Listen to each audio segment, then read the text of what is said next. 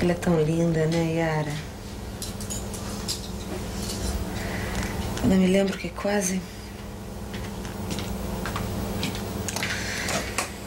Eu acho que ela é a melhor coisa que já aconteceu na minha vida. Será que é por isso que ela saiu tão caro pra mim? Como assim? O que você tá querendo dizer com isso? Não sei.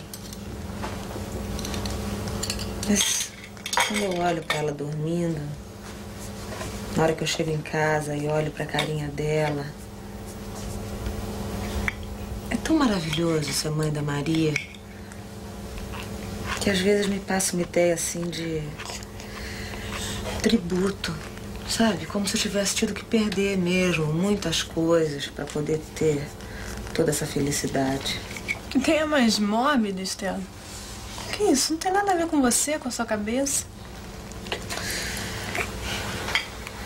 É. Eu sei que parece meio mórbido, mas... será que é mesmo?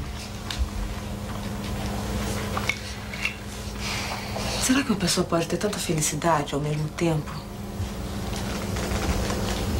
Se ela fosse filha do Rodolfo, se ele tivesse aqui ao meu lado,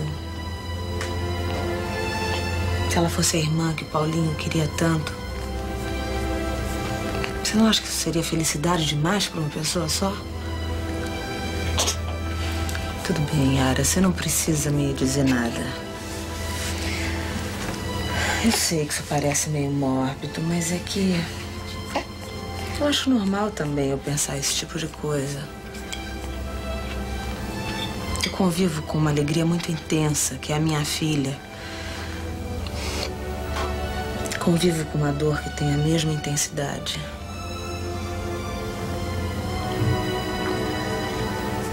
Eu acho que o Rodolfo vai viver sempre dentro de mim. Tem Paulinho também. Me dá um aperto quando eu penso que ele tá vivendo com a Karen. Longe de tudo que ele gosta, que ele precisa. É muito duro pra mim, sabe, Yaya?